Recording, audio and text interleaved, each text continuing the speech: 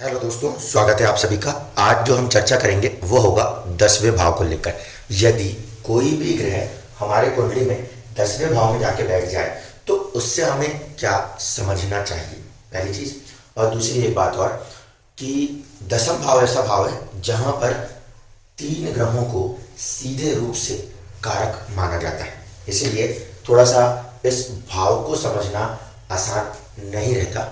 ठीक है, क्यों ये बात कह रहा हूँ, अभी इस पे धीरे धीरे करके चर्चा करते हैं और समझते जाएंगे। ऐसा भी कहा जाता है मत अंतर में, यानी मतांतर में, शनि को भी दसम भाव का कारक माना जाता है। हकीकत तो यह है कि शनि को दसम भाव का हम कारक माने या ना माने कोई फर्क नहीं पड़ता। क्यों? क्योंकि नेचुरली कर्म की राशि के लिहाज से जो आपका कर्म फल है 10 नंबर की राशि, उसका अधिपत्य ही शनि के पास है।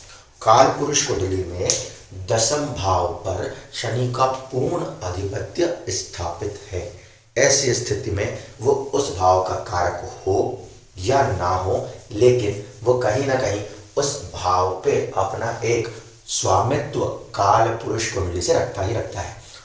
इसलिए जब कभी भी 10th हाउस के अंदर ग्रह की स्थिति की बात करेंगे तो वहां पर हम शनि को स्पेशल केस के रूप में ट्रीट करेंगे, जो कि मैं आपको वीडियो के अंदर समझा दूंगा कि शनि को स्पेशल केस कैसे ट्रीट करना है। ठीक है, लेकिन जब मैं ये कहूँ कि 10th हाउस के प्रोस्पेक्ट में बात कर रहा हूँ तो मैं सिर्फ 3 ही कारक ग्रहों को लूंगा। मत अंतर वाला जो केस है उसको मैं ड्रॉप कर दूंगा। ठीक है, तो ये सबसे पहली चीज कि ये जो शनि का मतांतर वाला रूप है इसको हम माइनस कर देंगे और हम ये जानते रहेंगे कि काल पुरुष की कुंडली से आपके जीवन के कर्म और आपके जीवन के लाभ हमेशा शनिदेव से देखे जाते हैं। ठीक, अब शुरू करते हैं एक एक करके।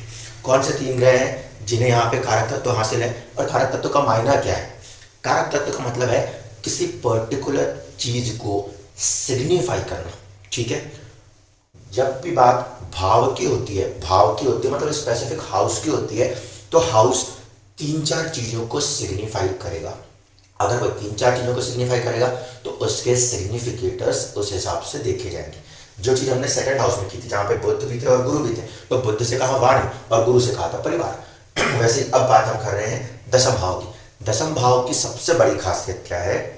ये केंद्र का सबसे बलवान केंद्र है और जिन लोगों का जन्म जीवन में तकरीबन 12 बजे से लेकर 1 बजे के बीच में होता है, तब कुछ किस्मत वाले लोगों को यहां पर, दिन के समय की बात कर रहा हूं, दिन के 12 बजे से 1 बजे के बीच होता है, जब एक्चुअल कंप्लीट आफ्टरनून पीरियड होता है, तब कुछ चंद किस्मत वाले लोगों को यहां पर अभिजीत नक्षत्र मिल जाता है, जो कि 28वां नक्षत्र गिना जाता है 27 से हटके।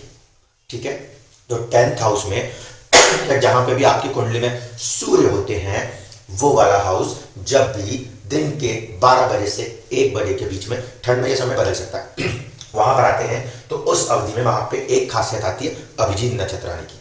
ऐसे स्थिति में जो 10th हाउस है वो अपने आप में सबसे इंपॉर्टेंट हाउस है। ये मान के चलिए दिशा के लिहाज से अगर पृथ्वी पे खड़े हैं तो ये पूरा आकाश की तरफ जाता हुआ भाव है। इसीलिए उस भाव में जब कोई ग्रह जाके बैठेगा तो भाव अपनी शक्ति से उसमें बैठे हुए ग्रह को ऊंचाइयां देना शुरू कर देगा। ठीक है, इस बात को ध्यान रखिएगा। भाव जो है उसका एक तत्व है, वो है ऊंचाई, आकाश की तरफ उठा देना। ऐसे स्थिति में जो भी ग्रह जाकर उस भाव में बैठेगा, वो भाव उस चीज को ऊपर उठाने की कोशिश करेगा। इसलिए 9वें भाव में बैठे हुए ग्रहों को मैंने बहुत अच्छा नहीं माना। क्यों बोला था? क्योंकि वहां पर त्रिकोण की ऊर्जा है, नेचुरल ऊर्जा है, आप चाह कर भी नियंत्रित ना कर सकेंगे। केंद्र में क्या है? केंद्र पुरुष शक्ति है, केंद्र नारायण की शक्ति है, वहां पर थोड़ा सा कंट्रोल किया जा सकता है। एफर्ट्स अगर लगाए जाए तो आप उसे कंट्रोल कर सकते हो, लेकिन भाग्य वाले भाव में आपके एफर्ट्स भी काम नहीं करते, क्योंकि आपने जन्मों जन्मों में जो किया था उसका सारा प्रारब्ध प्रभाव खेल रहता है यहाँ जीवन में। यहाँ पर क्योंकि ये केंद्र है और प्रबल केंद्र है, ऐसे स्थिति में वो केंद्र फोर्स करता है उसमें बैठे हुए ग्रह को ऊपर उठने के लिए। और एक बात ध्यान रखिएगा, जब भी कोई भी ग्रह किसी भी भाव में जाके बैठेगा तो भाव अपने प्रभाव से, क्योंकि भाव का जो प्रभाव है वो प्रभाव उस ग्रह के ऊपर आएगा और कुंडली में वो ग्रह जो है वो किसी ना किसी दूसरे भाव के स्वामी बनेंगे, क्योंकि उनकी दो राशियां होंगी। तो वो जो राशियां होंगी दोस्तों, उसके जहां कहीं पर भी जगह मिलेगी वो भाव सीधे सीधे उस ग्रह से जुड़ जाएगा। ऐसे स्थिति में जब कोई भी ग्रह किसी भाव में बैठता है तो भाव अपने प्रभाव से उस ग्रह को प्रभावित करता है, और उस प्रभाव के कारण उस ग्रह की जो दो राशियां होती हैं, सूर्य और चंद्रमा को छोड़कर सभी ग्रहों की दो राशियां होती हैं, उन पर भी प्रभाव देखने को मिलता है। तो इतनी बातों को पहले क्लियर कर लीजिएगा। अब देखिए, अगर ग्रहों से बात करना शुरू करूं तो सबसे पहला है यहाँ पे कारक तत्व सूर्यदेव को दिया गया। सूर्यदेव को यहाँ का कारक तत्व क्यों दिया गया? सूर्यदेव जीवन में मान प्रतिष्ठा को दर्शाते हैं, ठीक है, और 10वां भाव भी कहीं ना कहीं जीवन के अंदर मान और प्रतिष्ठा को दर्शाता है। ऐसे स्थिति में यदि सूर्य का कोई संबंध दशम से जुड़ता नजर आता है तो व्यक्ति को मान सम्मान प्रतिष्ठा मिलेगी, हम इतना ही कहते हैं, ठीक है। उन बातों को दिमाग से उतार दीजिए जहां आप ये पढ़ के आते हो कि यदि सूर्य दशम में बैठा हो तो व्यक्ति सरकारी नौकरी करेगा। सूर्य सरकार को रिप्रेजेंट तो करता है लेकिन नौकरी को रिप्रेजेंट नहीं करता। नौकरी को रिप्रेजेंट करता है शनि। अगर आप में काबिलियत नहीं है स्टेबल होने की तो आप सरकारी नौकरी को भी छोड़ दोगे। सरकार में नौकरी करने के लिए शनि का बलवान होना आवश्यक है, क्योंकि चुनौतियों को बहुत हद तक महसूस करना पड़ता है, और सरकार तो क्या किसी भी काम में स्टेबिलिटी के लिए शनि महत्वपूर्ण होता है। तो सूर्य क्या है? सूर्य है मान सम्मान पद और प्रतिष्ठा। पद प्रतिष्ठा को भी हम देखेंगे तो वह गुरु से आ जाएगी। सूर्य का एक्चुअल मतलब है मान और सम्मान।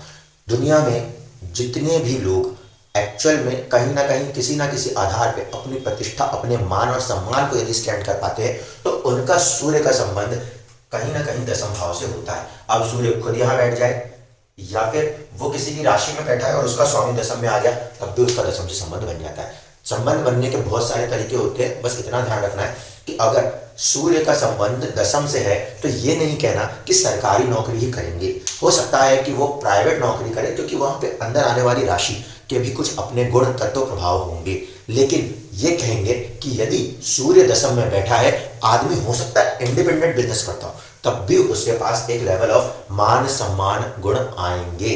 लिख लीजिए इस बात को, क्योंकि सूर्य जो है वो व्यक्ति के सम्मान आत्म सम्मान से जुड़ा हुआ ग्रह है। अगर यहां बैठा हुआ सूर्य किसी 8वें 12वें या 6ठे भाव के स्वामी के साथ संबंध बना लेता है, तब ऐसी स्थिति में ये जो हमारा स्टेटस है 10th हाउस है, वहां पर 10th हाउस प्रभावित होने के कारण, और सूर्य कारक है मान सम्मान का, उसके प्रभावित होने के कारण हमारे मान सम्मान को ठेस भी पहुंच सकती है। इसलिए जब कभी भी कुंडली के अंदर सूर्य दशम भाव में बैठा हो तो इंडिपेंडेंट बैठे तो बहुत अच्छी बात है। अगर यहां बैठा हुआ सूर्य षड्बल में कमजोर पड़ गया या यहां दूसरा कोई ग्रह दिशा बल में या भाव बल में ऐसी स्थिति में बलवान हो गया, दिशा बल में तो नहीं हो पाएगा, लेकिन अगर उच्च स्थिति या ऐसी स्थितियों के कारण बलवान हो गया तो जीवन में कई बार अपने आत्मसम्मान पे ठेस की स्थितियां बनने लग जाती हैं। सबसे बड़ी चुनौती तब आती है जब इस भाव के अंदर मान लीजिए शुक्र प्रभाव करने आ जाए, वो फिर सूर्य को प्रभाव को दबाने लगता है। तो ऐसी स्थिति में सूर्य यदि बैठे अकेला बैठे तो ठीक, सूर्य यदि बैठे मित्र राशि ग्रहों के साथ बैठे तो भी ये ध्यान रखना पड़ेगा 6, 8, 12 के स्वामी के साथ दशम भाव में कभी भी सूर्य ना बैठे। अगर बैठेगा तो बड़ी चुनौतियों के साथ मान सम्मान नाम को लेके जाना पड़ेगा। एग्जाम्पल दे रहा हूँ, पीवी नरसिम्हा राव जी की कुंडली उठा के देख लीजिएगा। जो मस्जिद का कांड है 1992 के जो भारत के दंगे करने वो व्यक्ति नहीं गया, लेकिन कुंडली उसके वहां बैठा दिया और जो हो गया सो हो गया। अब किसी की जिंदगी में किसी के नाम का चिट्ठा पट्टा फट गया। तो बात वही है, करने धरने वाला कोई भी हो सकता है, लेकिन आपका नाम चल रहा है तो आपके नाम के ऊपर ही पर्ची फट जाती है। यह प्रॉब्लम आती है जब सूर्य जो कि मान सम्मान का कारक है वो पीड़ित या प्रभावित होता है तब।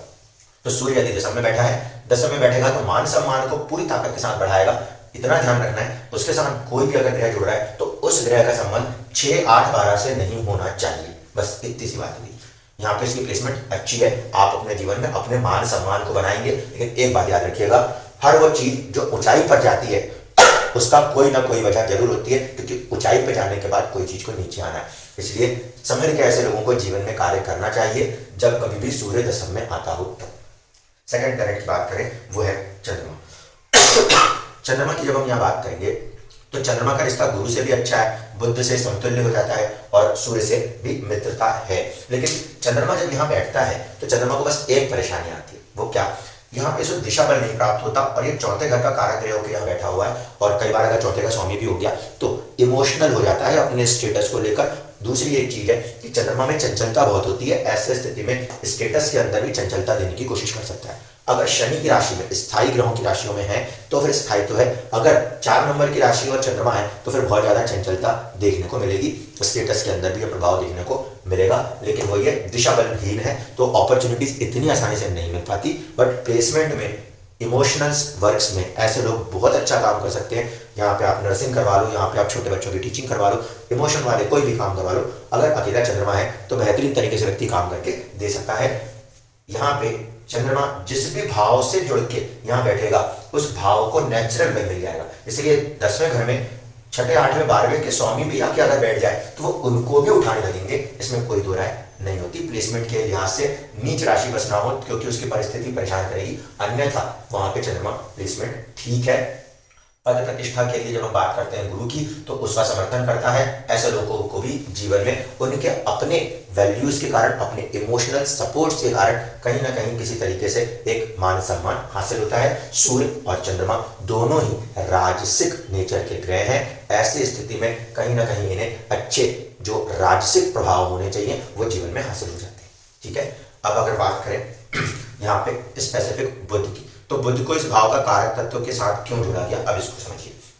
10वें भाव में ये बात आई थी कि यहां से हमें स्टेटस को भी देखना पड़ेगा, तो अब स्टेटस को देखना है तो स्टेटस के दो रूप थे, एक है नौकरी और एक है व्यापार। एक है नौकरी और एक है व्यापार। तो ध्यान रखिएगा, जब बुध को देखा जाता है स्टेटस के मामले में तो हम उसको शनि से दूसरा अपोजिट प्लैनेट मानते हैं। उस दिन मैंने ये भी समझाया कि शनि भी वायु तत्व है और बुध भी वायु तत्व है। शनि जो है वो नीचे की तरफ खींचने वाला है और बुध ऊपर की तरफ। ऐसे स्थिति में बुध को जब हम देखते हैं तो शनि अगर सर्विस को दिखाता है, नौकरी को दर्शाता है, दास्ता को दर्शाता है, तो बुध जो है वो व्यापार को दर्शाता है।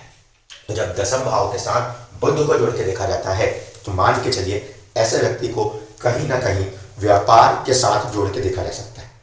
ठीक है, बुध का संबंध 10वें से जब जोड़ा जाता है और बुध के कारक तत्वों की बात होगी तो ध्यान रखिएगा वहां पे बुध का कौन सा कारक तत्व यूज करना है, वो होता है व्यापार का कारक तत्व। अब कई बार ऐसा होता है कि व्यक्ति जीवन में व्यापार नहीं करता, लेकिन बुध से जुड़कर फ्रेंडली प्लैनेट्स की पोजीशंस अगर हैं तो ऐसे लोग कहीं ना कहीं इन्फ्लुएंस करते हैं दूसरे लोगों को, जैसे कि एक प्रकार से स्टेटमेंट्स वाले लोग करते हैं, स्पोक पर्सन्स करते हैं। ठीक है, तो लोगों के बीच में जाकर व्यापार क्या है, मतलब हजारों करोड़ों की भीड़ को अपने लिए कन्विंस करके अपनी चीजों को बेचना, इट्स काइंड ऑफ अ व्यापार। तो बुध का संबंध जब 10वें के साथ जुड़ता है, 10वें से जुड़ रहा हो, तो इस भाव में आपकी वाणी प्रभाव, आपके जो तत्व हैं उसमें वृद्धि होगी और आपके वाणी के प्रभाव के कारण आप बहुत अच्छे मार्केटिंग के काम नेचुरली कर पाएंगे।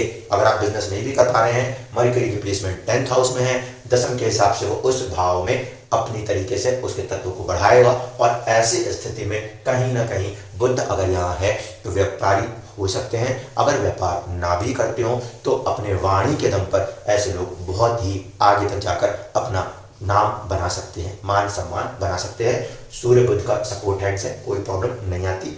लेकिन अगर यही बुध 6, 8 या 12वां भाव का स्वामित्व ले लेगा, अगर ये बुध 6, 8 या 12वें भाव का स्वामित्व ले लेगा, तब इस बुध के अंदर एक नेगेटिविटी आ जाएगी। क्यों? क्योंकि उसके पास तो भाव स्वामित्व प्रभाव है। ऐसे स्थिति में यदि 6, 8, 12 का स्वामी बुध बन गया और 10वें में बैठ गया और व्यक्ति ने व्यापार किया, तो ध्यान रखना होता है कि जीवन में एक बार कोई ऐसा तत्व मारेगा जिसकी वजह से इस भाव पर पड़ने वाली पीड़ा कहीं ना कहीं उसको प्रभावित कर देगी। वो खुद डगमगाएगा तो फिर सूर्य को भी डगमगा देगा।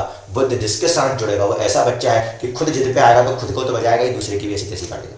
ये बुध के साथ सबसे बड़ा रिस्क होता है। इसलिए अगर मरकरी यहाँ बैठा है, लेकिन यहाँ बैठना हुआ मरकरी का संबंध 6, 8, 12 से हो गया, छठा तो फिर भी समझ जाएगा, लेकिन 8 और 12 से हो गया तो ये अचानक के तत्व और नुकसान का तत्व है। ये अचानक से बदलाव और नुकसान की स्थितियां अच्छी नहीं होती, वहां पे ध्यान रखना पड़ता है। लेकिन अगर बुध यहाँ बैठा है तो व्यक्ति की वाणी बहुत अच्छी है, व्यापारिक कैपेसिटी उस व्यक्ति में बहुत है और ऊंचाइयों तक जाती है, उसके बोलने का ढंग बहुत अच्छा मिलेगा।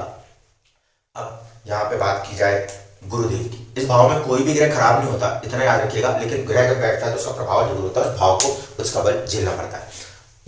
गुरु एक बहुत ही शुभ ग्रह माना जाता है और 10वें भाव में जब वो बैठ जाता है तो बैंड बज जाती है। अब ये क्या स्टेटमेंट है, गुरु एक बहुत ही शुभ ग्रह है, लेकिन वो दसम भाव में बैठ जाए तो प्रॉब्लम आती है। क्यों होता है? क्योंकि काल पुरुष की कुंडली से वहां पे वो नीच राशि अवस्था बन जाती है। तो ऐसे स्थिति में क्या दसम भाव में बैठा हुआ गुरु खराब है या दसम भाव में बैठा हुआ गुरु अच्छा है? पहली चीज, गुरु को कोई प्रॉब्लम नहीं आती। क्यों? क्योंकि ये बैठा ऊंचाई वाले भाव पर है। ठीक है, एक सन्यासी व्यक्ति या एक धार्मिक व्यक्ति 9th हाउस लॉर्ड है, एक घर आगे बैठा हुआ है और वो भी ऊंचाई पर बैठा है, तो उसको कोई प्रॉब्लम नहीं आती। 10th हाउस में अगर गुरु ऐसी स्थिति बनाए तो भी नहीं लेता उसको प्रॉब्लम। लेकिन चीज क्या है? गुरु एक्चुअल में ज्ञान का तत्व है, गुरु एक्चुअल में ज्ञान का तत्व है। और शनि जो है वो कहता है जीवन में प्रैक्टिकल हो जाओ, जीवन को जीवन की रहस्य के तरीके से देखो, किताबों से लिख के मत देखो। ठीक है, गुरु के पास जो ज्ञान है वो वेदों का ज्ञान है, वो किताबों का ज्ञान है, जीवन की सच्चाई का, संघर्ष का ज्ञान शनि दिखाता है। ऐसे स्थिति में जब गुरु यहां बैठता है तो इसका अर्थ यह है कि आपको अपने किताब के ज्ञान से भी हटकर जीवन के अंदर लोगों को समझना पड़ेगा। इसलिए जो लोग जीवन में गुरु अगर दसम भाव में बैठा है और शनि के पाठ को यूज करते हैं, ध्यान से मेरी बात को सुनिएगा, यहाँ का एक्चुअल में राशि का स्वामी कौन बनेगा? शनि बनेगा। अगर उस भाव में कोई ग्रह नीच हो गया है तो भैया भाव में जब ग्रह बैठा, ग्रह ने उस राशि प्रभाव को झेलना है। नीचता तो ये है, ग्रह नीच नहीं है, उस राशि में बैठा है जहां पे कि संघर्ष है। ये होती है कहानी। अगर कुंडली में गुरु दसम भाव में बैठा हुआ है तो आपको अपने शनि को फोकस करना जरूरी होता है। क्यों? क्योंकि ज्ञान तो बहुत भरा है, ज्ञान तो बहुत भरा है, ऊंचाइयों तक भरा है, लेकिन उस ज्ञान का किताबी रूप कोई मायने न रखेगा। ऐसे स्थिति में उसको किसमें कन्वर्ट करना पड़ेगा? उनको जनता के साथ जुड़ के कन्वर्ट करना पड़ेगा, उसको जीवन की हकीकत शनि के साथ जुड़ के काम करना पड़ेगा, उसको कर्म, शनि, दुख इनके साथ जुड़ के समझना होगा। अगर वो समझ गया तो ऐसी स्थिति में यहां बैठा हुआ गुरु ये राजपद दिलाने की ताकत रखता है। दसम में बैठा हुआ गुरु राजपद, राजपत्रित अधिकार दिलाने की ताकत रखता है। लेकिन कंडीशन वही है, अगर यहां गुरु बैठा है, किसी भी राशि में बैठा हो, ठीक है, XYZ, सूर्य की राशि, चंद्र की राशि, किसी भी राशि में बैठा हो, ऐसी स्थिति में ध्यान रखिए काल पुरुष कुंडली के लिहाज से वो 10वां घर है, वहां पर उस गुरु को प्रॉपर यूटिलाइज करने के लिए शनि पे मेहनत करनी पड़ेगी। ठीक है, तो गुरु यदि दशम में बैठा है, वो एक सर्वोच्च ग्रह है, लेकिन वो ऐसी स्थिति में है कहीं ना कहीं कमोवेश जहां पर कि संघर्ष का सामना उसे करना पड़ेगा। व्यक्ति में ज्ञान बहुत होता है लेकिन जीवन में उन्नति देर से होती है अगर गुरु दशम में बैठा हो तो, क्योंकि आपके भाग्य का कारक ग्रह भी है और ऐसे अवस्था में वो एक समय नीच राशि अवस्था भी झेलता है। अब देखिए खेल, गुरु को इस भाव का कारक तत्व भी दिया गया है। क्यों दिया गया है? सूर्य जो है वो हमारे लिए मान सम्मान, आत्मसम्मान है, तो गुरु हमारे लिए एक प्रकार से दैविक रूप से आने वाली, ध्यान रखिएगा, गुरु हमारे लिए दैविक रूप से आने वाला वो सम्मान है जो कि व्यक्ति हासिल करता है जन्मों जन्मों के कर्म को करने के बाद। ध्यान रखिएगा, गुरु की प्लेसमेंट यहां मिल रही हो या गुरु की प्लेसमेंट यहां मिल रही हो, चौथे घर का गुरु है या अगर 10वें घर का गुरु है, तो ये बहुत ही किस्मत से हासिल होगा।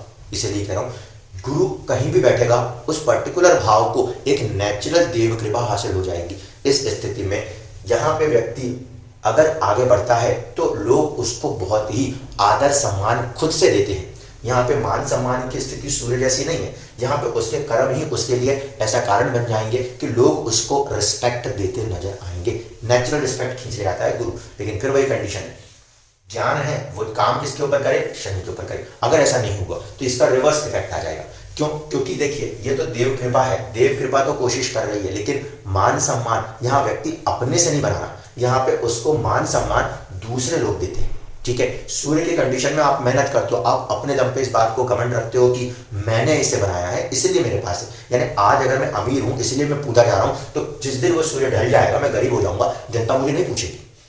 एक वक्त तक लालू जी ऊपर थे तो बहुत याद कर रहे थे, आज वो कहीं और है तो उनको पूछने वाले भी उनके खिलाफ खड़े हो गए। ये क्या है? जब व्यक्ति अपने आप में खड़ा हुआ और नीचे बैठ गया तो व्यक्ति ही ऊपर नीचे हो गया। लेकिन गुरु की स्थिति ऐसी नहीं है, गुरु की स्थिति देव कृपा है। देव कृपा है तो ऐसे लोग हैं जिन्होंने कुछ इतने अच्छे काम कर रखे हैं कि आज उनका समय खराब भी हुआ तो भी लोग उनके गलत चीजों पर ध्यान नहीं दे सकते, क्योंकि उनका पॉजिटिव साइड बहुत ज्यादा हावी हो गया, क्योंकि वो पर्सनल नहीं थे। ऐसी स्थिति में राइस जीवन में आता है। गुरु यदि दशम में मिल जाता है तो हम ये मानते हैं कि आपके स्टेटस के अंदर किसी ना किसी प्रकार से राज कृपा काम करेगी। इसीलिए गुरु जब भी दशम से संबंध बनाता है वो गवर्नमेंट, सेमी गवर्नमेंट या इन तरीके की चीजों से व्यक्ति को जोड़ने की कोशिश करता है, राज्य से कृपा दिलाने की कोशिश अपने समय अवधि में आवश्यक रूप से करता है। और इसीलिए राज्य कृपा का अगर कारक तत्व तो देखा जाए तो वो गुरु के साथ है, इसलिए दशम में गुरु का संबंध है।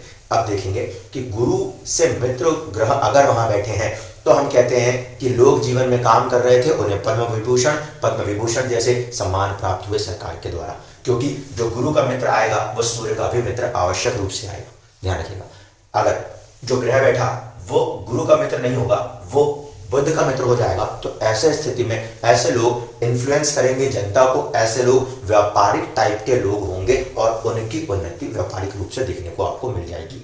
ठीक है, तो ये फैक्टर्स को हम समझते चलेंगे। यहाँ पे हमने गुरु को समझ लिया, हमने यहाँ पे बुध को समझ लिया, हमने यहाँ पे सूर्य को समझ लिया और चंद्रमा को समझ लिया। अब प्लैनेट्स को लगाना शुरू करते हैं। देखिए अब आएगा मंगल। मंगल यदि यहाँ बैठ जाए तो इसे कहते हैं कुल दीपक राजयोग। क्यों? मंगल साहस का ग्रह है। होता क्या है, जब मंगल दशम में बैठ जाता है तो मंगल के साहस के तत्व को और बल मिल जाती है, क्योंकि यहाँ पे इसे दिशा बल प्राप्त होता है। सूर्य और मंगल को दिशा बल प्राप्त है। ऐसी स्थिति में जिस भी कुंडली में मंगल दशम भाव में आता है वो व्यक्ति जीवन में बहुत ज्यादा संघर्ष आता है। ठीक है, एग्जाम्पल दे रहा हूं कि जो हैरी पॉटर को लिखने वाली महिला है उसके जीवन का जब संघर्ष आया, बहुत ही बुरा दौर आया, उसमें व्यक्ति ने संघर्ष दिखाया, तब आज वो बेस्ट राइटर बन गई। जब अपने बेटे को खिलाने के लिए खाना तक नहीं था, पानी पिला के लोरी गा के सुलाती थी, उस हद तक का संघर्ष यहाँ पे बैठा हुआ मंगल जीवन में दिखा सकता है, क्योंकि मंगल पराक्रम का ग्रह है और दशम में बैठ के दिशा बल भी लेगा और ऊंचाइयां भी लेगा, तो व्यक्ति अपने जीवन में अपने पराक्रम के दम पर ऊपर उठा हुआ होगा। इसलिए मंगल जब दशम में आ जाता है तो हम उसे कहते हैं कि यह कुल दीपक राजयोग है, मतलब कुल के अंदर वो जलता हुआ एक चिराग है जो अंधेरों की गलियों से भी निकला होगा तो भी ऊपर उठ जाएगा, ये कंडीशन आती है। यहाँ पे मंगल नीच राशि अवस्था में ना हो, क्योंकि फिर मंगल ही पीड़ित प्रभावित हो जाएगा, तो दीपक जो जलना चाहिए उसमें प्रॉब्लम आ जाएगी। बस 4 नंबर की राशि अगर बन गई और यहाँ मंगल ने स्थिति हासिल करी तो प्रॉब्लम आ जाएगी। अब इसका दूसरा रूप देखिएगा, मंगल जिस भी भाव का स्वामी होगा कुंडली में उस भाव को भी खींचेगा ऊंचाई की तरफ, ये याद रखिएगा। इस घर में जो भी ग्रह बैठेगा सब ऊंचाई की तरफ खींचेंगे, उनके कारक तत्व भी ऊंचाई की तरफ खींचेंगे। मंगल की 2 राशियां कहाँ आ रही हैं अब ये समझना पड़ेगा, उसको ध्यान में रखते हुए समझिएगा। मंगल तो ऊंचाई की तरफ जाएगा, मंगल की जो 2 राशियां हैं वो भी ऊंचाई की तरफ खींचने लग जाएंगी। और अगर मंगल वहां पे बैठ के नीचे अवस्था में पड़ गया, शत्रु अवस्था में आके नीचे आने लगा, तो सारे प्रभाव विपरीत पड़ने लग जाएंगे, क्योंकि संघर्ष उस लेवल पे बढ़ जाएगा। इसको ध्यान रखना पड़ता है। मंगल की मित्रता गुरु से भी है, मंगल की मित्रता सूर्य से भी है, बट मंगल की मित्रता बुध से उतनी अच्छी नहीं है। ऐसी कंडीशन में बुध यदि सपोर्ट हैंड करने पे आएगा, पॉजिटिव होकर सपोर्ट करे, मंगल बुध को उस तरीके से कठोर दुश्मन नहीं मानता। समझिएगा, मंगल बुध को उस तरीके से कठोर दुश्मन नहीं मानता, क्योंकि यहाँ पे जब वो बैठा है तो वो तो खुश होकर बैठा है। प्रॉब्लम बुध को महसूस होगी, ठीक है, लेकिन अगर कुंडली में बुध अच्छी स्थिति में आ गया, लेखन शक्ति दे दिया, तो फिर बहुत अच्छी तरीके से काम करेगा। क्यों? क्योंकि यहाँ पर बैठा हुआ मंगल को अगर बुध ने साथ दे दिया तो बहुत बेहतरीन कंडीशन है। लगन पे मंगल की दृष्टि होती है, पंचम पे भी मंगल की दृष्टि होती है, और मंगल अपने तत्व प्रभाव से इन दोनों भाव में, ये सोचने की बात है और ये हमारी बुद्धि का भाव है, वो दोनों के ऊपर तार्किक शक्ति बहुत अच्छी दे देता है। इसलिए दशम में बैठा हुआ मंगल को यदि बुध ने समर्थन दे दिया, ठीक है, इस भाव में बैठा तो प्रॉब्लम बुध को, अगर बुध ने समर्थन दे दिया तो फिर ऐसा व्यक्ति बहुत अच्छा लेखक भी आ सकता है, बहुत अच्छा स्पोक्स पर्सन भी हो सकता है। साहस उसके अंदर है और वाणी की शक्ति है जो उसके पास आ गई, तो फिर तो जीवन में वो व्यक्ति क्या नहीं कर सकता। पराक्रम और साथ ही साथ दूसरी तरफ पे वाणी का साथ। तीसरी बात, 10 नंबर की राशि में मंगल उच्च होता है। ऐसी स्थिति में यदि मंगल 10वें भाव में भी बैठा है तो वो तो अपने लिए एक उच्च स्थिति जैसा ही बैठा हुआ है, वो कंडीशनों में भी वो काफी हद तक आगे निकल जाता है। बस राशियां वहां पे सपोर्ट कर दे तो मंगल को आसानी मिलेगी, अगर राशियों ने सपोर्ट नहीं किया तो मंगल को परेशानी मिलेगी। बस इतना ध्यान रखना होता है। ये क्लियर सपोर्ट करता है गुरु को, ये क्लियर सपोर्ट करता है सूर्य को। ऐसे लोग जीवन में आगे बढ़ते हैं तो इनको सूर्य से भी, यानी कि मान सम्मान से भी और साथ साथ देव कृपा से भी समर्थन मिलता है, क्योंकि ये गुरु और मंगल का सपोर्ट एक दूसरे को 1 और 9 का सपोर्ट करने लगते हैं। अब दूसरा ग्रह यहाँ पे ले लीजिए, मान लीजिए यहाँ पे शनि बैठ जाए। शनि जब यहाँ बैठता है तो ये तय होता है कि जीवन में एक बार भयंकर तरीके से गिराऊंगा। क्यों?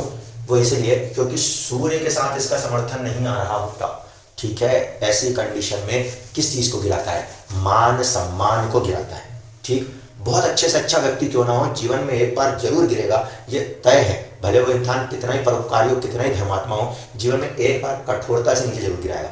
क्यों गिराएगा? अब समझिए। भाव के लिहाज से तो वो उसका अपना भाव था, लेकिन कारक तत्व के लिहाज से जब हम बात करते हैं तो यहाँ पर शनि दुख का भी तो कारक तत्व लेके चलेगा, और ऐसी स्थिति में ऊंचाइयों में जाते जाते दुख का भी एक कारक तत्व उड़ गया। तो मान सम्मान पे आने वाली चोट से बड़ा दुख जीवन में क्या होगा सूर्य के लिए, ठीक है। इस लिहाज से जब शनि यहाँ बैठेगा तो ये नहीं भूलना है कि शनि में एक दुख का तत्व भी तो है, वो भी तो उठेगा। ऐसी स्थिति में जीवन में कहीं ना कहीं व्यक्ति को एक बेहतरीन ऊंचाई से नीचे गिराता है, और फिर यदि सही तरीके से पॉजिटिव सपोर्ट करने बैठा है तो बेहतरीन ग्रोथ उठा के देता है। एग्जाम्पल नरेंद्र मोदी जी की कुंडली को ले लीजिएगा। कुछ नहीं था, एक घूमते हुए व्यक्ति को सीएम बना दिया गया गुजरात में, दंगे लड़े किसी और ने, नाम फंसा किसी और का, सीबीआई इंक्वायरी में बैठा कोई और, सारा डाउनफॉल लिया, भयंकर डाउनफॉल लिया। लेकिन सही बैठा था, प्लेसमेंट सही थी, फ्रेंडली प्लैनेट शुक्र को साथ में लेकर बैठा था, शुक्र को पूरा प्रभाव दे दिया, नेगेटिव हो जा, खुद को पॉजिटिव कर लिया, व्यक्ति दोबारा खड़ा हुआ और आज पूरे विश्व पे जीतने की हाथ बना के बैठा है। क्यों? क्योंकि शनि सपोर्ट कर गया। अकेला शनि नहीं बैठा, गुरु या शुक्र जैसे शुभ ग्रहों के साथ यदि आ गया तो वो दूसरे ग्रह की जो शुभता है वो शनि में समा गई। कीमत क्या है? शुक्र यदि शनि के साथ बैठा तो विवाह के सुख या वैभव के सुखों को घटा दिया, लेकिन शनि तो पॉजिटिव हो गया, शनि पॉजिटिव हुआ तो भयंकर उठाएगा, कोई प्रॉब्लम नहीं आती। तो इसलिए कह रहे हैं यहाँ बैठा हुआ शनि दुख के तत्व दिखाएगा, क्योंकि दसम भाव में दुख बढ़ जाएंगे। लेकिन यदि शनि को पॉजिटिव ग्रहों ने, जैसे उस कुंडली में हुआ है, शुक्र यहाँ पे बैठा है और गुरु से देख रहा है, ऐसे स्थिति में दुखों को भी खुशियों में बदल देगा। ये कंडीशन आती है। प्लेसमेंट में बहुत इंपॉर्टेंट फैक्टर आता है, शनि किसके साथ जुड़ रहा है, उसको कौन सी शक्ति बदलेगी, ठीक है। तो शनि यहाँ बैठे तो दुख का तत्व बढ़ेगा, जीवन में एक बार ऊपर ऊंचाई जाएगी, एक बार भयंकर गिरावट आएगी। अगर आप ठीक हो तो फिर वापस खड़े हो जाओगे, और अगर आप गलत हो तो फिर आपको दुनिया की कोई ताकत दोबारा खड़ा ना कर सकेगी। अब इसके बाद तो बचते ही नहीं है ज़्यादा कुछ। यहाँ बचता है शुक्र। शुक्र को यहाँ बिठा दें तो शुक्र बेसिकली क्या है, वो बुद्ध का समर्थक है, गुरु को थोड़ा पीछे रखता है। ऐसे लोग थोड़े से मटेरियलिस्टिक वर्ल्ड्स की ग्रोथ को ज़्यादा खींचना चाहते हैं, क्योंकि वैभव का तत्व बढ़ रहा है। ऐसे लोगों को व्यापार या ऐसे बड़े जो जॉब्स होते हैं, हाई पे सैलरी जॉब्स होते हैं, उस तरफ खींचने की कोशिश करता है। कई जगहों पर अगर ये पॉजिटिव सपोर्ट करने आ जाता है तो फिर मंत्री पद भी दे देता है, लेकिन बहुत ही रेयर केसेस में होता है। कारण ये है कि ये सूर्य को उतना समर्थन दे नहीं पाता और गुरु के साथ इतनी बन नहीं पाती।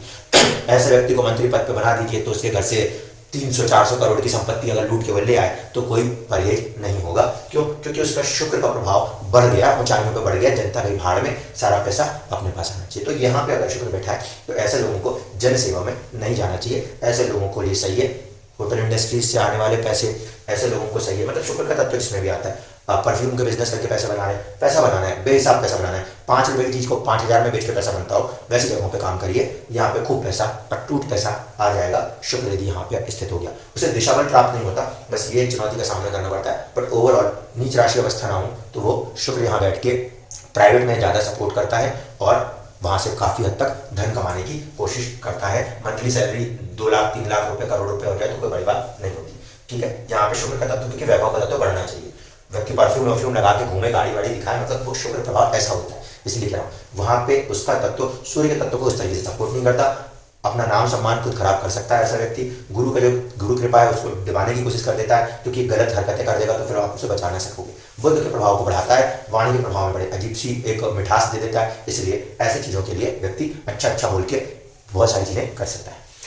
अब बात आती है राहु और केतु की। राहु के स्वभाव में जब भी जुड़ा गया तो माना जाता है कि उसके अंदर छल कपट की सारी शक्तियां बढ़ जाएंगी। इसलिए दशम में यदि राहु बैठ जाता है तो हम ये नहीं कहेंगे कि उसमें छल कपट की शक्ति बढ़ गई, हम ये कहेंगे उसके अंदर चाहते बहुत ज्यादा बढ़ गई। यहाँ पे राहु कारक है माया का, तो जीवन में माया बहुत ज्यादा बढ़ गई, ठीक है। राहु कुछ हद तक सरकार को भी दिखाने की कोशिश करता है। ऐसे स्थितियों में अगर दशम भाव में राहु आया है तो मैंने जीवन में सभी से एक बात कही है, या तो आप राजनीति कर लो, नहीं तो जिंदगी आपके साथ राजनीति करके रहेगी। क्योंकि राजनीति का एक प्लेनेट है, साम दाम दंड भेद का ग्रह है, और दशम में बैठा मतलब ऊंचाइयों पे बैठ गया तो आपने कुछ नहीं किया तो कोई दूसरा आपके साथ जरूर करेगा, मगर राजनीति जीवन का एक हिस्सा होगी। यहाँ पे ये जरूरी नहीं कि आप पॉलिटिक्स में ही हो, आप जहाँ भी काम करते हो वहां पर ही राजनीति आपके साथ हो सकती है, और होगी सकती क्या है, 100% होगी, बिल्कुल सिर चढ़ के होगी अगर राहु दशम में बैठा है तो। चाहते भी बहुत ज़्यादा हो जाएंगी, वो अलग कंडीशन, उसको हम यहाँ पे नहीं देख रहे। लेकिन यहाँ पे कोई ऐसा लॉस नहीं करेगा। प्रॉब्लम क्या आती है, देखिए यहाँ पे बैठा हुआ राहु सूर्य को दबाने की कोशिश कर देता है। वो वाली कंडीशन आप लोगों ने सुनी होंगी कि मेरा तो बॉस जो था करप्ट वो था, मैं तो एक ईमानदार कर्मचारी था, लेकिन करप्ट बॉस की वजह से मेरी भी ईमानदारी पर धब्बा लग गया, ठीक है ना। तो वो स्थिति यहाँ पे आ जाती है। राहु जब सूर्य को ढक देता है, गुरु के ज्ञान को पीछे छोड़ देता है, तो बेचारा व्यक्ति क्या करे, वो अपने बॉस के दबाव में आके वहां पे वो चीजें कर बैठता है जिसको कि उसे नहीं करना था। पैसा खाने वाला व्यक्ति कोई और होता है, लेकिन ये लोगों को बेफिजूल में दूसरे के नाम से बदनामी अपने पत्ते पानी पड़ती है। जिस तरीके से हम कहते हैं कि करने वाला कोई और है, खेल कोई और रहा है, बट इमेज इनकी भी चली जाती है इस चक्कर में, क्योंकि दूसरे ने बर्बादी करी, ये उनके चेले चमचे थे, तो चेले चपाटे भी सारे के सारे लपेटे में आ गए। ये खेल होता है। अब बचता है आखिरी ग्रह जो जीवन में यहाँ कभी ना बैठे तो अच्छा है। केतु यदि इस जगह पे बैठ गया तो बहुत ही ज्यादा प्रॉब्लमेटिक कंडीशन मानूंगा मैं। क्यों? क्योंकि ऐसे में वो एकांतवास का तत्व लेके बैठा है और जीवन में एकांतवास को खींच के बढ़ा सकता है, ऊंचाइयां दे सकता है।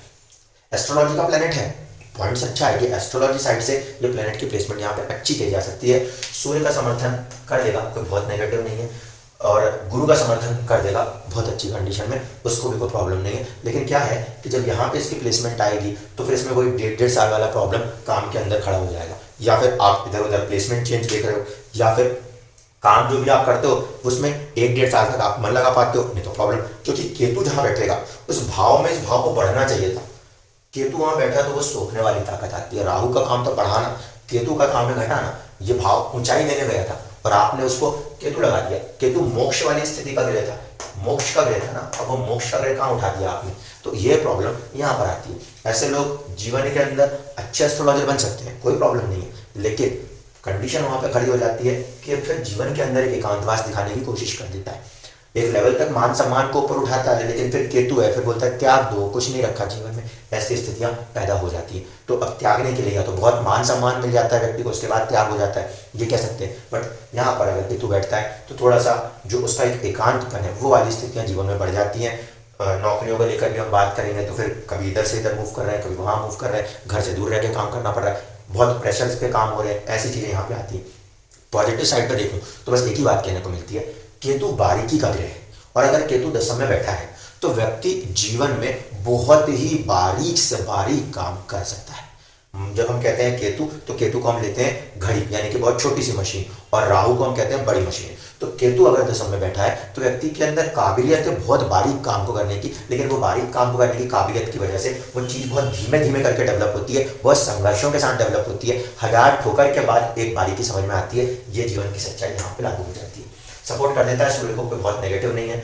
बुध को साइड रख लेता है, कोई दिक्कत नहीं है। गुरु का सपोर्ट कर लेता है, व्यक्ति को कहीं ना कहीं पोजीशंस देने की कोशिश करता है, ऐसा कोई नेगेटिव नहीं है। लेकिन वही है, एंड ऑफ द डे इतना आगे बढ़ जाता है कि जीवन में अकेलापन को महसूस करना लाजमी हो जाता है। तो ये तो हो गई सारे ग्रहों की यहाँ पे अवमन स्थिति। मेरे हिसाब से मैंने कोई ग्रह यहाँ पे छोड़ा नहीं।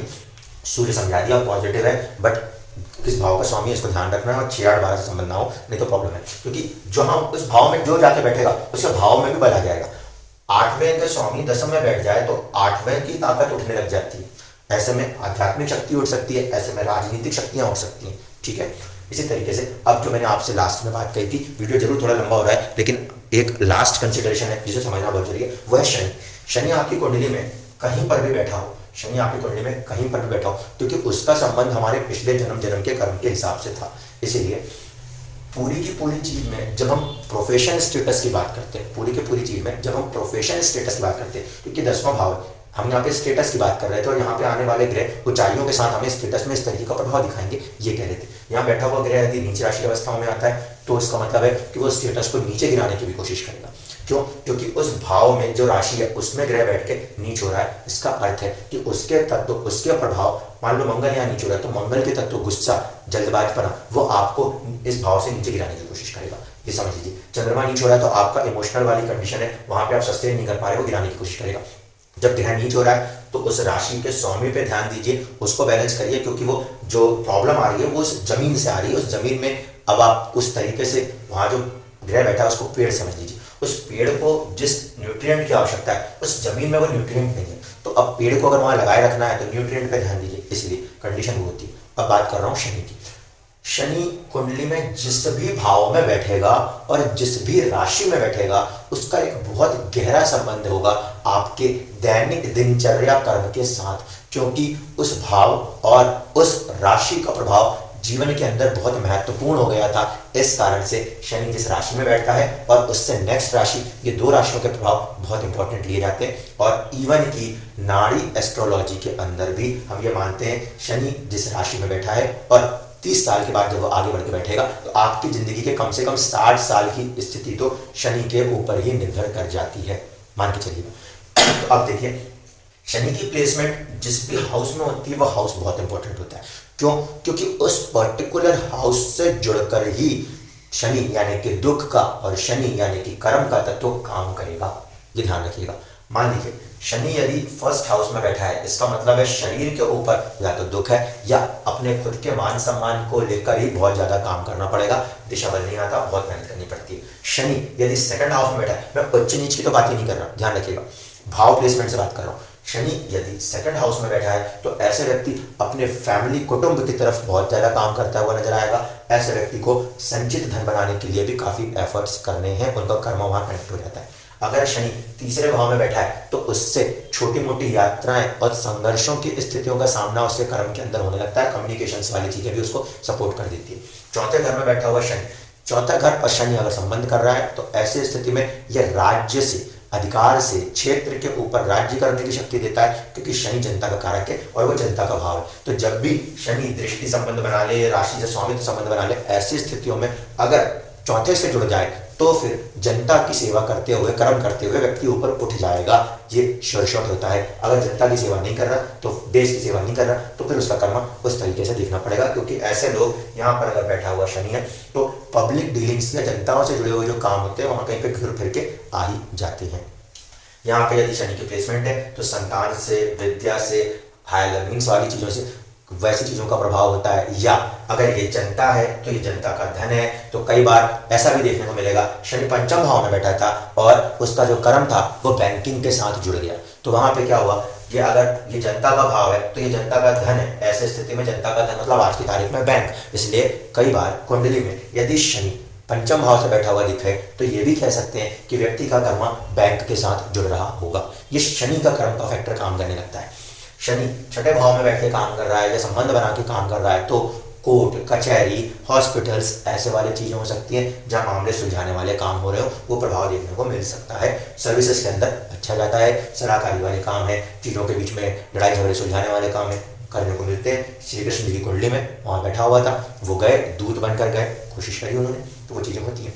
शनि मान लीजिए यहाँ पे बैठा है, सप्तम में बैठा है, बस फिर तो कुछ नहीं, सिर मुंडा है, ओले पड़े, क्यों, दिशा बली है वो शनि। अब लोगों के साथ जुड़ के, जनता के साथ जुड़ के या साझेदारी के साथ जुड़ के, इन चीजों के साथ जुड़ना पड़ेगा। शनि कारक है जनता का, तो जनता से जुड़ जाइए, साझेदारी बड़े लेवल पे कर दीजिए, कोई पॉजिटिव कंडीशन आती है। अन्यथा आपका लाइफ पार्टनर के साथ आपका बहुत स्ट्रॉन्ग कर्मा कनेक्शन हो जाता है, उस पर काफी कर्म करना पड़ता है। अगर पॉजिटिव सपोर्ट करता है, अगर शनि पॉजिटिव सपोर्ट करता है तो यहाँ पे कनेक्ट हुआ शनि आपको राजनीति जैसी चीजों में भी उठा सकता है।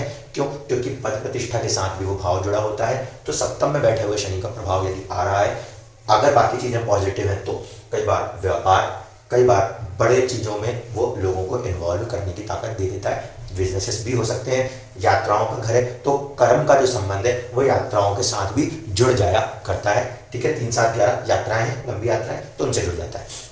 अष्टम का शनि अगर प्रभाव करने लगता है तो कहीं ना कहीं गुप्त विद्याएं, छिपी हुई चीजें हैं, आपका ससुराल पक्ष के ऊपर काम है, एस्ट्रोलॉजी भी एक चीज हो सकती है, ड्रिलिंग्स, माइनिंग्स के काम जो होते हैं गहराई के अंदर वाले, वो वाली चीजें भी यहाँ कहीं पे वो जोड़ने की कोशिश कर देता है। यहाँ पे बैठा हुआ शनि है, लोग पूछते हैं कि शेयर मार्केट में करना है तो क्या करें, तो कोयला या ऐसे चीजें जो शनि के तत्व से हैं और अंदर से, जमीन के अंदर से आती हैं, उनके साथ जुड़ के भी लाभ देखने को मिलता है।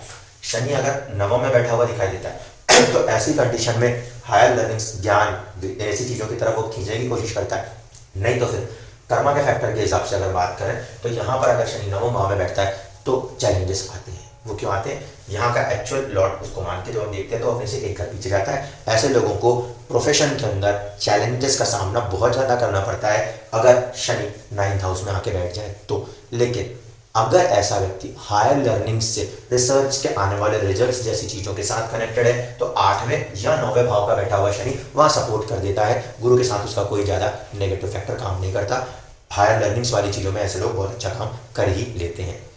अगर 10वें में शनि बैठ गया फिर तो मैंने आपको बता ही दिया कि यहाँ पे उसका दुख का तत्व बढ़ा हुआ है, उसको वो खींचेगा और फिर पीछे लेकर आएगा, तो ये स्थिति अवमन बनेगी। लेकिन यहाँ पे शनि अगर संबंध कर लेता है तो वो स्टेटस से जुड़कर कर्म कराता है। इस कारण से दसम में बैठे हुए शनि वाले लोग जीवन में एक बार जरूर उन्नति को हासिल कर लिया करते हैं, क्योंकि उनका कर्मा स्टेटस के साथ जुड़ा हुआ है। ये राज्य अधिकार के भाव है 9वां और 10वां, तो ऐसी स्थिति में इन लोगों को कई बार राज्य या जनता से जुड़े हुए कामों की तरफ आगे आना पड़ जाता है। जब ये शनि का संबंध आपको इस भाव में दिखाई दे, 11th हाउस में दिखाई दे, तो वहां पर लाभ बड़ी देर से होता है, लेकिन वो नेटवर्किंग का हाउस है। ऐसे लोग जीवन के अंदर ऐसे काम ज़्यादा तक कर सकते हैं जहाँ पे बड़े नेटवर्किंग बनाने हो, क्योंकि जनता का कारक है और वो संबंध वहाँ पे फिर से क्रिएट हो जाता है। ठीक है, लास्ट और नीड द लीस्ट वो शनि 12th हाउस है। जब शनि 12th हाउस की स्थिति में आता है तो एकांतवासी कर्मा जैसे अष्टम था, वैसे 12वां है चैरिटी से जुड़े हुए, एनजीओ से जुड़े हुए कामों के साथ अगर आप जुड़ जाते हैं तो बहुत अच्छी स्थिति है। वरना विदेश के तत्व से जुड़ता है, हॉस्पिटल के तत्व से जुड़ जाता है, कोर्ट कचहरी के जुड़ जाता है, ऐसी चीज़ों की तरफ जुड़ के काफ़ी अच्छे काम कर लेता है। कभी कभी परिवर्तन योग बीच में आते हैं, तो वहाँ पर अगर शनि परिवर्तन योग से भी संबंध बना ले सप्तम में, तो वो लोगों को व्यापार की तरफ खींच लेता है। अगर परिवर्तन योग है तो जीवन में 2 प्रकार के कर्म व्यक्ति कर लेगा। किसका परिवर्तन कह रहा हूं, ध्यान रखिएगा। शनि यदि परिवर्तन करेगा तो फिर वो एक भाव से हटके दूसरे भाव पर भी प्रभाव करेगा। ऐसे लोग जीवन में एक चलते चलते काम में से दूसरे काम में शिफ्ट हो जाया करते हैं, अगर शनि कुंडली में परिवर्तन योग में हो तब। उम्मीद करता हूँ कि चीज़ें अब आपको समझ में आई होंगी, और कुंडली में शनि का बलवान होना ही स्टेबिलिटी देगा कार्य को करने के लिए, क्योंकि कोई भी काम सक्सेसफुल होगा तो लंबे समय तक कंटिन्यूस वर्क से होगा। इसलिए अगर सर्विस करनी है तो ये देखा जाता है कि सर्विस करने वाले लोगों की कुंडली में शनि बलवान होता है, जनता को लेकर चलने वाले लोगों की कुंडली में शनि बलवान होता है, और जो लोग इंडस्ट्रियलिस्ट बनते हैं उनकी कुंडली में, या जो लोग जोखिम भरे काम करके अपने व्यापार को चलाते हैं, उन कुंडलियों के अंदर मंगल ज़्यादा बलवान होता है। बुध सपोर्ट हैंड बन जाता है, वाणी सपोर्ट हैंड बन जाती है। मंगल रिस्क टेकिंग है, तो व्यापार जहां तक देखने को मिला कि लोगों ने अगर अपने व्यापार किए हैं तो उसमें मंगल एक रिस्क फैक्टर जो है वो हमेशा बलवान हुआ है, तभी लोगों ने उस काबिलियत पे रिस्क उठाई है, अन्यथा नहीं उठाई। इसलिए मंगल का फैक्टर अगर आता है तो वो चीज़ें हो जाती हैं। शनि मंगल एक साथ आ जाते हैं तो फिर टेक्निकल लाइन्स की लर्निंग्स में दोनों प्लैनेट सपोर्ट कर देते हैं। मशीनरीज इंडस्ट्रीज के अंदर ये दोनों प्लैनेट बहुत उम्दा सपोर्ट कर देते हैं। हाँ, लास्ट में एक चीज़ जो भूल गया वो कैसे बता दूँ, मंगल यदि इस भाव में बैठ भी जाए तो शनि उससे कोई दुश्मनी नहीं निकालेगा, क्योंकि मंगल 10वें भाव में उच्च प्रभाव दिखाता है। शनि उस साइड पर उसको डिस्टर्ब नहीं करता। वो क्यों, इसको समझ लीजिए। क्योंकि मंगल के पास यहाँ बैठने की स्थिति में वो उच्च राशि जैसा महसूस भी कर रहा है, और उसके पास दिशा बल भी है। सेनापति, शत्रुता किसके किसके बीच है, मंगल शनि को ऐसा शत्रु नहीं देख रहा, तो शनि उस पर्टिकुलर फैक्टर में वहां पे उसको नेगेटिव इफेक्ट नहीं करता, सिर्फ उसके संघर्ष के तत्व को बढ़ाता है, उसको नेगेटिव नहीं करता। अगर सिर्फ नेगेटिव होता है तो शनि खुद जब बैठता है अपने दुख के तत्व को बढ़ा के जीवन में कठोर चीजों को सिखाने के चक्कर में डाउनफॉल देता है। इसलिए यहाँ पे ये नहीं सोचना कि सर मंगल का भाव प्रभाव है और शनि का भाव प्रभाव है, मंगल बैठा तो वहां पे प्रॉब्लम चाहिए, नहीं। मंगल के तत्व को सैनिक सेनापति को कोई गलत उससे नहीं देखता, ध्यान रखना। लेकिन सैनिक का खुद का अपना एक तत्व है, वो तत्व अगर वहां पे जुड़ता है तो उसकी परेशानियां अलग खड़ी होती हैं। ये बात को दिमाग में रख के वहां पे चीजों को देखना पड़ता है। ये सारी बात जो मैंने आपसे कही ये भाव को लेकर है। राशियों में जब बैठेंगे तो वही वाली बात है कि रेगिस्तानी जमीन में कौन सा पौधा उग सकता है और एक जलीय तत्व की जमीन में कैसा उगता है, वैसे ही राशि का प्रभाव है। उस पर चर्चा कभी बाद में करेंगे। 10वें भाव में जो भी ग्रह बैठेगा उसको ऊंचाई मिलेगी और उसके कारक तत्व को ऊंचाई मिलेगी। इसलिए बस इतनी ही दुआ करें कि वहां शनि ना बैठे। और अगर वहां शनि बैठ भी जाए, मान लीजिए अगर शनि यहाँ बैठा है तो भाई शनि को यहाँ पर या तो गुरु समर्थन कर दे, क्योंकि इसकी ऊर्जा इस पर चली जाएगी, ठीक है ना, या फिर शुक्र समर्थन कर दे, इसकी पॉजिटिविटी इसकी तरफ आ जाएगी। क्योंकि कोई भी ग्रह जो है नैसर्गिक रूप से देखा जाए तो वो शनि से तो पॉजिटिव ही होता है, उस ग्रह की ऊर्जा शनि में चली जाती है। क्रूर ग्रहों की ऊर्जा चली गई तो प्रॉब्लम आएगी, इसलिए कह रहा हूँ क्रूर ग्रहों की ऊर्जा ना जाए, शुभ ग्रहों की ऊर्जा यदि इस शनि में चली गई तो शनि पॉजिटिव रिजल्ट कर देगा। फिर उसके दुख के तत्व उसके दुख नहीं रहेंगे, उसके दुख के तत्व दूसरे ग्रहों के कारक तत्वों में देखने को मिलेंगे। एक कुंडली है, कुंडली में यहाँ सिंह राशि लिखी हुई है, सिंह राशि लिखकर यहाँ पर सूर्य के साथ शुक्र बैठा हुआ है, ठीक है। अब इस स्थिति में देखिए सूर्य तो यहाँ पे एक पोस्ट पोजीशन दिया जा रहा है, लेकिन इसके कारक तत्व से इसको शुभता हासिल हो रही है, तो जीवन में वैवाहिक सुख नहीं मिल पा रहा, क्योंकि काम करने के लिए अपनी जगह से ये क्रूर ग्रह की दृष्टि इस पे अपने घर से दूर जाके काम करना पड़ रहा है, तो वाइफ को अकेला रहना पड़ता है, हस्बैंड को अलग रहना पड़ता है। जबकि ये शुभ ग्रह सूर्य है, लेकिन पृथकतावादी ग्रह है, शुक्र को भी प्रभावित कर रहा है। शुक्र की शुभता सूर्य के पास तो जाएगी, पावर में सूर्य शुक्र के अधीन होकर काम करने लगेगा, क्योंकि वो शुभ ग्रह प्रभाव उसके अंदर जुड़ जाएगा। इसलिए जब सूर्य जैसे ग्रह के साथ हमने ये चीज ऑब्जर्व करी तो आप समझ जाओ कि शनि की स्थिति क्या है। शनि तो बिल्कुल निचले स्तर का दुखी है, वहां जिसके साथ जुड़ गया वो उसी के सुखों को अपने अंदर भर लेगा, ये स्थिति पैदा होती है। इस कारण से यदि दशम में शनि है तो फिर मान के चलिए उसे गुरु दृष्ट कर ले, उसके साथ शुक्र हो या उसके साथ गुरु हो और कोई शुभ ग्रह, शुक्र अच्छा पॉजिटिव चंद्रमा या पॉजिटिव बुध उसको दृष्ट कर दे, तो उस कंडीशन में वो शनि पॉजिटिव हो जाएगा और रिजल्ट्स अच्छे मिलने लग जाएंगे। धन्यवाद।